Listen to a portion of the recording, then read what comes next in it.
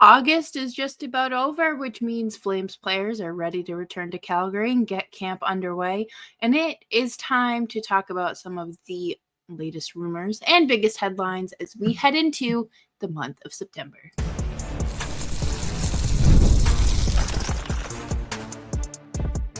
You're Locked On Flames, your daily podcast on the Calgary Flames. Part of the Locked On Podcast Network, your team every day.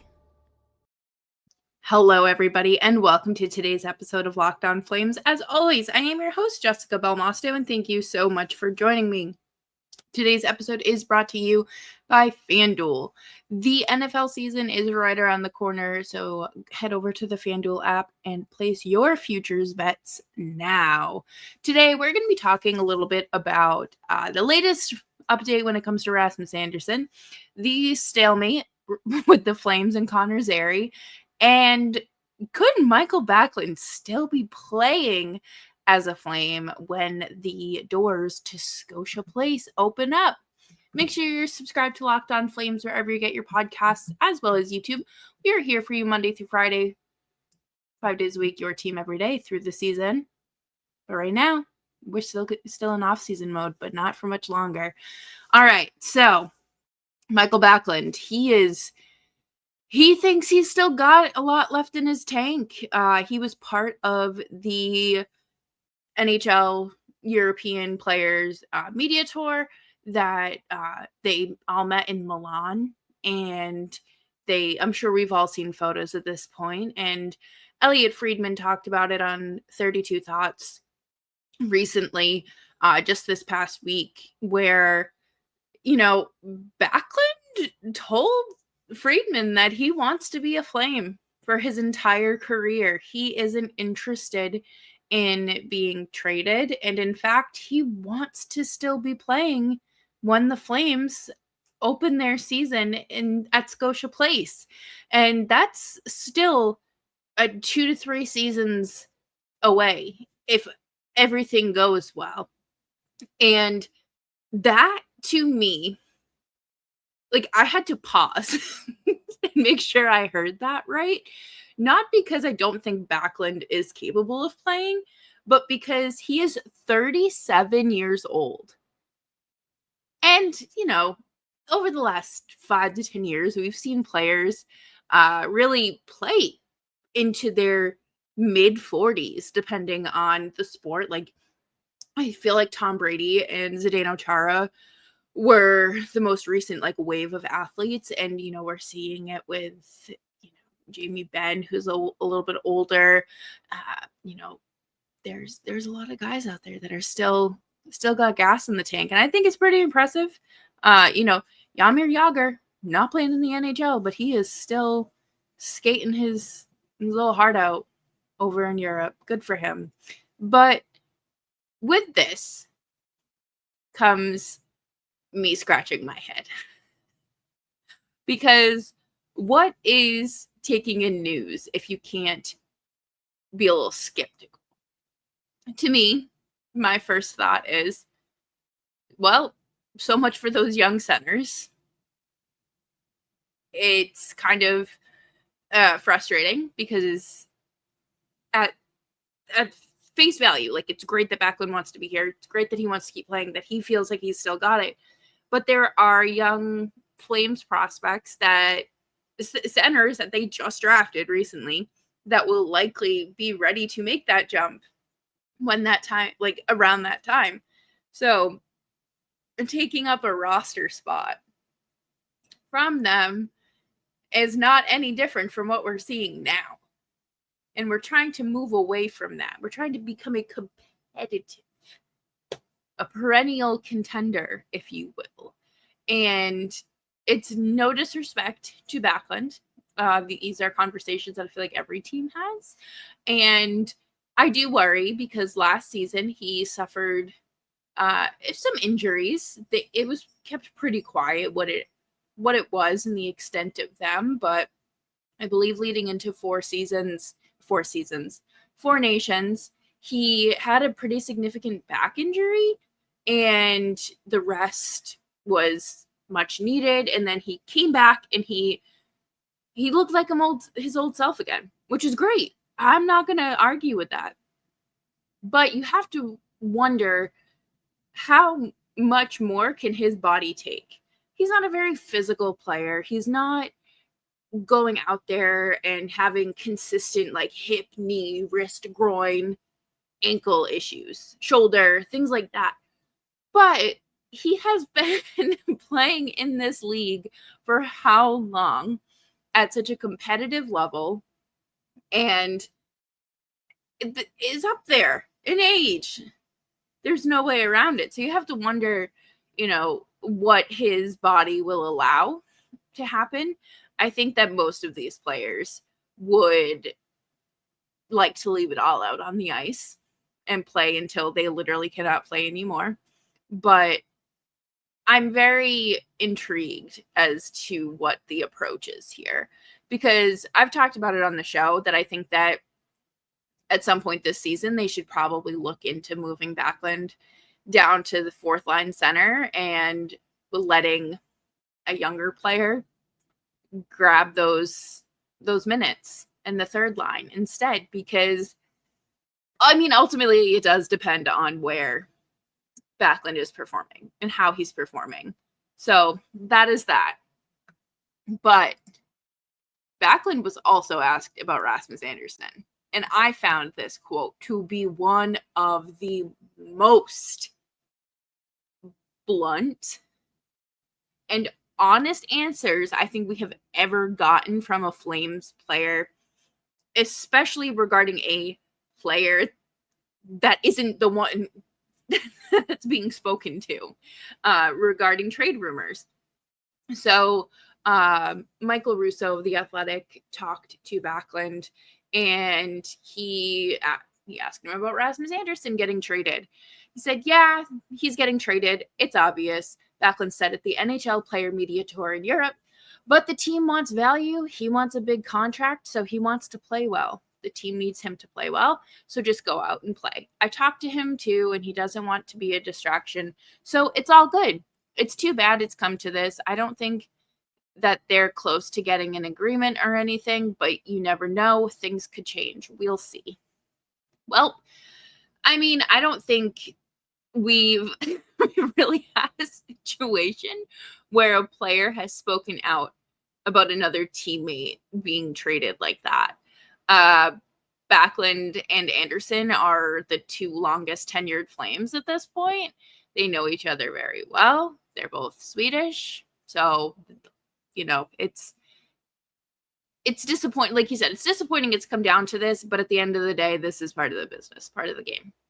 And we're going to talk about Rasmus Andersson a little bit later here on Locked On Flames. But coming up next, we are going to chat about Connor Zary, Marco Rossi's contract, and why on earth can't things just get done.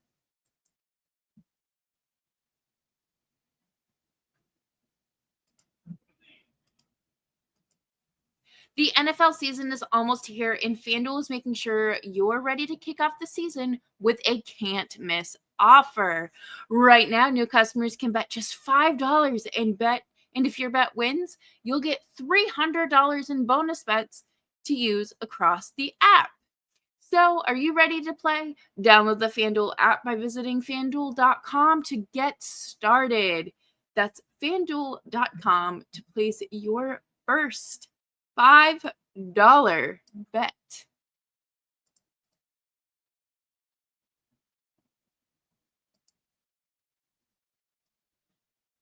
Thanks everyone for hanging out with me today on Locked On Flames. Make sure you're subscribed wherever you get your podcasts, as well as YouTube. So last week, Marco Rossi, who was probably the top RFA that remained unsigned outside of Luke Hughes, I guess. And, I figured once this deal got done, this would be the easiest decision for both camps to come to a conclusion for Connor Zary. Marco Rossi, 3 years, $5 million. Marco Rossi has very different stats than Connor Zary. And in my opinion, is, he's a little bit better than Connor Zary. So Rossi has played 185 career games, has 45 goals and 101 points.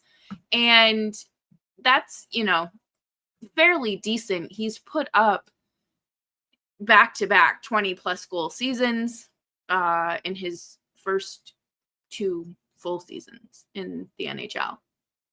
Connor Zary has not.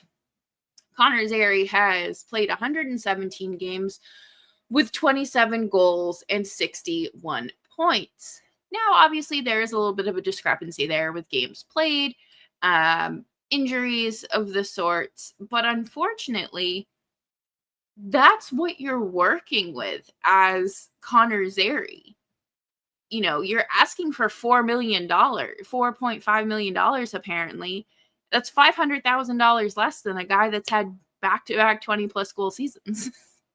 I guess I don't know what leg you have to stand on at that point, and I understand you got to go in, swing for the fences, but Elliotte Friedman reports that there's no animosity between the two sides.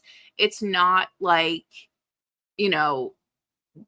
the Flames are insulted that he's asking for more, and it's not like the player and agent are insulted that the Flames are coming in where they're coming in.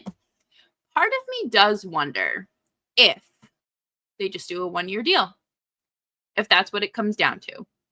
That feels like it will be the kind of the backup plan, because a 1-year deal brings him to arbitration, which I think would be very helpful in a situation like this currently. But I do feel like the arbitrator would side with the Flames, kind of meet closer to the 3.5 million rather than the 4.5 that's supposedly being asked. I really figured once Marco Rossi signed that would kind of be the nail in the coffin for the 3.5. A 3.75, maybe. Just to kind of give a little extra padding to, get it closer to the 4. But I don't think, or I didn't expect rather, the holdout to be going on the end of August. Every day I wake up on my way to work, I say, well, hopefully today's the day. Either Rasmus Andersson gets traded or Connor Zary signs an extension. Neither of those things have happened this summer. So unfortunately, the manifestation has not worked. But for me, I think at this point, you might as well just do a 1-year deal. I'm sure that it is a bridge deal that they're working on. But if you aren't happy with, the 3 point whatever over the next, let's say, 3 seasons, just sign a 1-year deal for their asking price. Go out and have a heck of a season and take it to arbitration. I really feel like that's the next step, and that is the likely path things are going to go, unless, I do think arbitration is avoidable. Should Connor Zary go out there and have a heck of a healthy season, really solidify himself as a top performer on this team. And the Flames, we know that the Flames aren't afraid to offer long-term contracts. Look at what they just gave Matt Coronado. I really thought that Connor Zary would have signed the Coronado contract this summer. That was before his injuries and everything. I didn't necessarily see Coronado staying in Calgary long term, simply because he's an American player, and we've all watched that unfold before. And good, I'm glad to have Coronado part of this core, and I want to see Zary kind of squeeze his way in there. I think that there's room for him. There's no doubt about that, but I guess it's a matter of how long what is the timeline now? Because I truly would have thought he would have signed like a 5-6 year deal this summer had he stayed healthy. Or even if he just had the one knee injury and came back and played the rest of the season, and was still scoring consistently. But unfortunately, it isn't the case. And we have to just continue to wait this out. I don't enjoy it. And I'm sure I would imagine it has to be like anxiety inducing because you have job security, obviously. But, you don't want to go into camp late and make it look like, oh, I held out because I wanted an extra $1 million, and then you go in and fall flat on your face. So I'm hopeful that things get done. I would love to see them get done before we start seeing players trickle back into Calgary. I know Uyghur's already there for the Olympic orientation camp. I'm pretty sure Dustin Wolf has spent all summer in Calgary, and we'll start seeing more and more. Andersson, based on social media posts, is heading back to Calgary. So, I mean, hey, you never know. Anything could happen. I could finish recording and then that extension gets announced. So anything can happen at any given moment. I guess I don't want to say my ideal contract for Zary but my prediction would be 1 year. If it carries into September, 1 year, $3.75 million.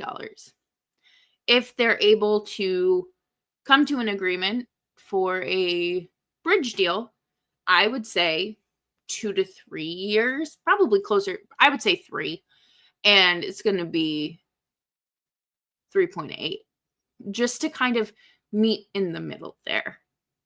I think avoiding arbitration at all costs is a great idea, and I want to see Zary prove himself, which is why I'm kind of fine leaning towards this plan B 1 year deal. I think that's fine.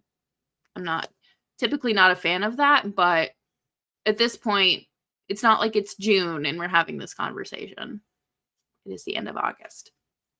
But coming up next, we are going to talk all about Rasmus Andersson and what happens if he just doesn't get traded. What happens? Is everything going to work out?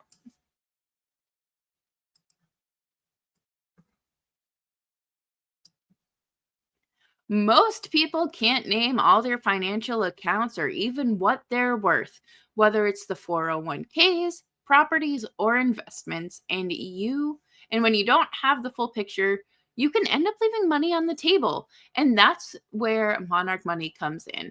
It is an all-in personal finance tool that helps bring your entire financial life together in one clean, easy-to-use interface on your laptop or phone. Monarch is built for people with busy lives. If you've put off organizing finances, Monarch is for you. Monarch does the heavy lifting for you. You can link all of your accounts in minutes, see clear data visuals, get smart categorization of your spending, and finally feel in control of your money without ever touching a spreadsheet. Let me tell you, I love Monarch Money. I love the app. It is so easy to use, stress-free. And now that I am budgeting for a wedding and a house, well, guess what? Monarch Money helps me stay on track and keep my frivolous spending to a minimum.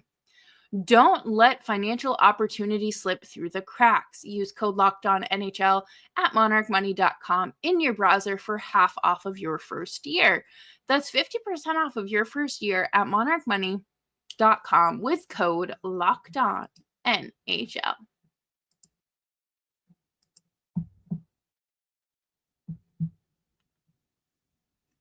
Thanks everyone for hanging out with me today on Locked On Flames. Make sure you're following me on Twitter at Just Belmosto. So my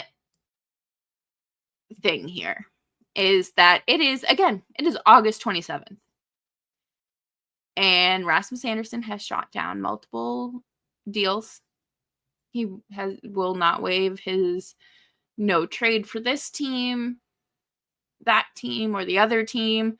Apparently, the deal that the LA Kings had on the table was divine.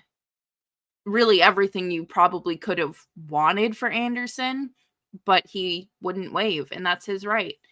But there's nothing happening here. And that's what's frustrating, I think, to a lot of people. Because they talk about, oh, we don't want this to be a distraction. Backlund just mentioned that, oh yeah, he doesn't want to be a distraction. Yet every single question that is being asked is about Rasmus Andersson being traded. What are we doing? We are not even in Calgary yet, and the distraction has started. And there is a big risk of him starting the season with the Flames. Injuries, they can happen at any given moment, as we know. All it takes is one wrong move. It can be a non-contact injury. It could be something simple as playing with your kids at home and throwing out your back, getting out of bed too quickly and dislocating your knee. Not that I've ever done such a thing. And of course, on the ice, there are so many risk factors for the Flames here. And I don't really know if those cons outweigh the pros. I'm trying, I guess, really the biggest pro that comes to mind is the fact that he could inflate his value, but he still has say in where he goes ultimately. And I feel like I get that Conroy is a GM that doesn't necessarily play hardball, but I feel like at this point you kind of have to. You need to trade him. And what happens if nothing gets done by the deadline? I think it does, but I feel like it ends up like the Hanifin or Tanev trade, where your hand is forced and you don't necessarily get the full value that you could have gotten had you moved earlier. And what happens if nothing happens? This is where the risk of injury really comes into play for me, because number one, he's 29 years old. Okay. As a fellow 29-year-old, I cannot imagine going out there and playing hockey 6 months out of the year. That's a lot. But also, he is at the point in his career, like he's on the wrong side of 30 almost. And I don't know if teams are going to offer you some sort of really lucrative deal like LA supposedly offered you. And this is partially, like, hindsight is always 2020, right? But could you have traded him last season and avoided any sort of contract conversations? Because now teams have the power to say, oh, well, like, if he's not extending here, we're not interested. And last season, yeah, he played like crap, but he still would have been of good value to any defensive group. And I feel like it would suck. It would absolutely stink if you couldn't get something done. But at the end of the day, you can't force someone to make a deal. The same way you can't force Andersson to waive his no trade or no movement, whatever. You can't force anyone. You can encourage them, but at the end of the day, it's Andersson's decision. He earned that right to have the clause implemented. So it's a waiting game. I would like to say that he's traded by December. The less time he is with the Flames, the better. I only say this because of the liability it becomes the longer he's a Flame this season. I think that Andersson would be really, like, anybody would be stupid to pass over him. But at the end of the day, you have to have what Andersson's looking for and what the Flames are looking for. I'm curious to see what the return ends up being, and where, do we look at this like okay, cool, like comfortable, kind of like I don't think he's gonna get the Elias Lindholm type of return, but are we gonna look at this and be like, oh, okay, like the Mangiapane trade or the Markstrom trade per se? Or are we gonna look at this like the Noah Hanifin trade and be like, oh my God, we can't ever do that again? And we truly can't. So let's not.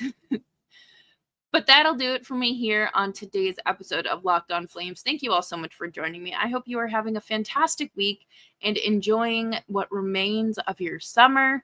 It's hard to believe it is already the end of August. Make sure you're subscribed to Locked On Flames wherever you get your podcasts, as well as YouTube. And we will be back Monday through Friday before you know it.